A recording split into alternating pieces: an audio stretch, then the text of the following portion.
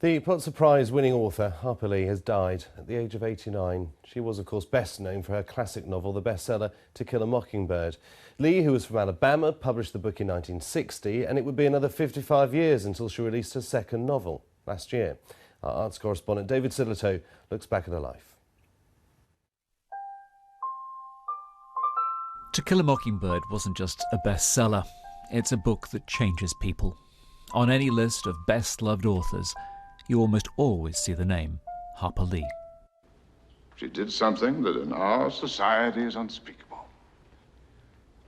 She kissed a black man. The character Atticus Finch was the moral heart of this story of racism, injustice and childhood, and bore many similarities with her own father. To remember, it was a sin to kill a mockingbird. And his daughter Scout, the young Harper Lee, was also something of a tomboy. She studied law for a while, but then decided to write. The inspiration? Her life in Monroeville in Alabama and the turbulent days of the fight for civil rights.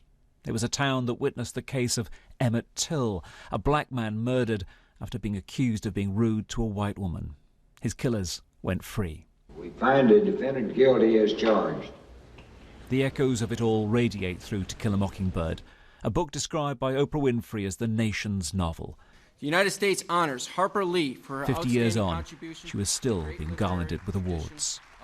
I have my work cut out for me for the next 15 years. 1 race novel. But the writing? She had, as you can see from this letter, planned a whole series of novels. But her friend Joy Brown said it was hard to deal with the reaction to Mockingbird. I think that when it really began to snowball, and then it really snowballed to the top of the mountain, I wonder if it sneaked up on her after a while, whether it overwhelmed her. 3, 2. So the arrival of a second book more than 50 years later was more than unexpected. The manuscript to Go Set a Watchman had been locked away for years. It had been written before To Kill a Mockingbird. It was an instant bestseller, but it wasn't To Kill a Mockingbird. 1 million copies a year are still sold. Generation after generation has been moved by Harper Lee's story of justice, decency, and standing up for what's right. She really didn't need to write another word.